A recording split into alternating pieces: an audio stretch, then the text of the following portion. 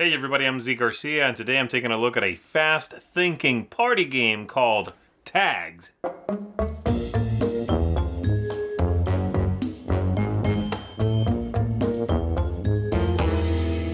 In this game, the players are going to take very quick 15-second turns in order to come up with as many answers as they can. What are the questions? Well, you're going to have categories, and then you are going to have down the side letters that the answers you come up with must start with. And you are matching the category to the letter. If you do so, boom, you are going to score that. And you can do as many as you want to or are able to in 15 seconds. Once that's done, though, it's the next player's go, and we just keep going around. Let me give you a closer look at how this all works together. Come on back after that. I'll tell you what I think of this party game.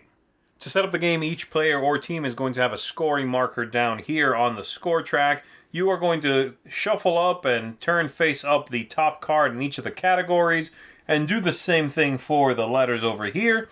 You then randomize the marbles into the grid. You have a 15-second timer, and each team or player has one of these bowls. And you are ready to begin. So the teams or players are going to take 15-second turns to name matching categories with letters and then remove that marble from the grid over here.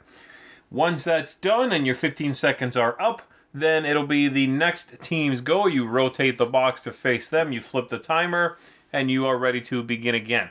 This continues until they're all removed and then you score, or until every group in turn is unable to answer something.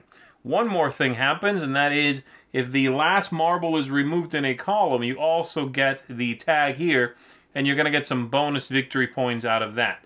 So, here's how it goes. 15 seconds, and then you say, okay, corporations, jobs, carpenter. So I take this. A electrician, I take that. And then 15 seconds are up, so we turn this to someone else, and they go with their 15 seconds. So things people buy regularly. How about this is tough. Red apples. That's probably not okay, and you can object to answers that you don't think are right, by the way. But anyway, that's it. Once, if two other people say jobs with R and K, then they'll take this as well. The marbles have assigned victory points as well. And you are going to have, for the white ones, you get a point. The blue ones, you get 2 points. For the black ones, you get 3 points. The stars on the tags, which is the difficulty, by the way, or the assumed difficulty, those are also victory points. So let's say at the end of the game, I got all this, and I was able to complete the jobs category as well. Then I am going to get 1, 2, 3, 4, 5, 6, 7, 8, 9 for 2 stars on that tag. I would move my marker all the way around to 9. If you ever pass the 25 spot, you get one of these 25-point tokens, and you play as many rounds as there are players passing the star player token here around. Once the game is fully done, whoever has the most victory points is going to be the winner of the game. You have a few different categories here, so I'll just show you some of the backs. So you have music and literature and art, things like that, locations, you've got nature, you've got food and drink, things, you've got, what's this one here? It says boy names. Okay, so things like that. And the rulebook's going to do a good job of explaining what all the different categories are, crime and punishment, things like that. And again, you just shuffle them all up. You don't need to worry about a stack being just one category. There's, in fact, too many categories for only 5 stacks. That's all there is to it. Very quick and simple. That is tags. All right, so that's the game. Let's talk about it. Thematic ties. Now, in a game like this, and this is most party games, when I think about the thematic ties, I'm not so worried about the game making me feel like I'm doing what it is it's telling me I'm doing, but largely it's a presentation issue. Does the game seem approachable? Is the coat of paint they put on it, does it all work together to get me to sit at the table or other people to sit at the table? In this case, I think they did a fantastic job. It's got a clean look. It's got a very professional look to it, and I think that goes a long way. The aesthetics, the component quality, the specific artwork, things like that, I think are superb as well. Marbles are nice and chunky. The logos used all over, the symbology used is very, very well done. Very clean, very elegant. Colors are nice as well. The whole thing is a very good looking package, and I'm happy for that. That's one of my main requirements when it comes to a party game. Does the game look like I want to sit down and play it? This one does. The replayability, does the game give you new things to discover? Are there a lot of play sessions in the game? Does it scale well with different number of players or groups? And again, I think this game manages to do that quite well. There's a lot of categories.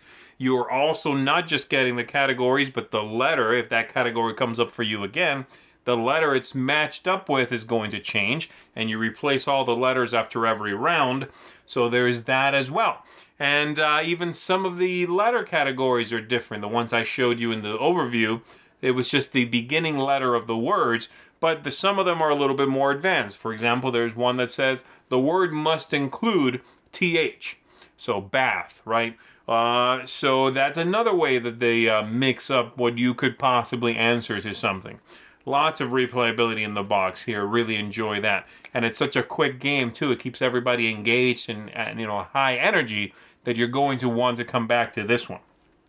The game length, does it stay interesting the whole time? Does it get repetitive, anything like that? Well, I think you can definitely adjust how many rounds of this you play. They say you play once per person or team. That's up to you. That's up to 4, though. And you are probably going to play about 20 to 25 minutes, maybe 30, which is what the box lists as the playtime. I think that's fine, and it's the kind of game that, this is important for a party game, does not outstay its welcome. Once it's done, you feel like, yeah, I could maybe play one more time. Let's set it up again. I want to see what kind of category and combinations come up. That's fun, and that keeps me engaged and everybody at the table engaged. This is not a relaxed party game, though. It's one where that pressure is on the whole time. You yourself or your group might be the kind of group that once you play something like this, you are ready for a break from that sort of high energy interaction. Maybe 30 minutes will be too long for you for that sort of tension, but you can always play less than that. It doesn't really matter. Lastly, or next rather, ease of play. Is it fiddly? Any extraneous rules? Is it complicated to get into? Does it make for a good party game with few hurdles to get going? I think it does. It's very clean, very straightforward. It's a little bit like Scattergories, which a lot of people have played. And this is, in fact, based on an older design by the same designer. But I think the presentation, coupled with the simplicity of the gameplay, makes this a very approachable game. The ease of play here is quite high. And then lastly, the play itself, the tactics, the strategy. Is it too lucky? Does it feel like like it's balanced, like no one's getting hosed at the table? I think it does, especially, again, if you play where everybody gets to have a go at the beginning. There's even a little bit of strategy in the game. You can concern yourself with the high-scoring marbles first. There were 3 victory points. That is 3 times as good as getting a white marble off of the board. So do you go for that? Do you prioritize that, even though it might take you a few more seconds to come up with it? You can definitely be thinking while it's not your turn as well, so you can try to look for where the marbles are, the black marbles, and try to get those. That's a lot more points. You can also think about eliminating a whole column. If there's a single marble left, do you try to remove that and also get that tag? So there is some strategy. You can also ignore all that. Just do what you can. Try to get as many marbles as you can. Forget about the color. You could just brute force your way through a lot of answers. That also works. But there are things to think about. Things that are not necessarily apparent the first round in the game. And I like that too. So overall, Tags, I think, is a really fun, very engaging party game, and one that, coupled with a fantastic production, is going to definitely make some appearances at my gaming table. So I would certainly recommend it, and I think if you enjoy this kind of game, you'll definitely see it appear on your gaming table as well. That is Tags. This one gets a seal of approval from me. Definitely recommended. Look into it, folks, and add it to your next shindig so that you can have some fun. That is, again, Tags. I'm Zee Garcia. I'm going to see you on the next one. Thanks so much for watching the Dice Tower videos. Find more great videos and reviews as well as our top-rated audio podcast at Dicetower.com.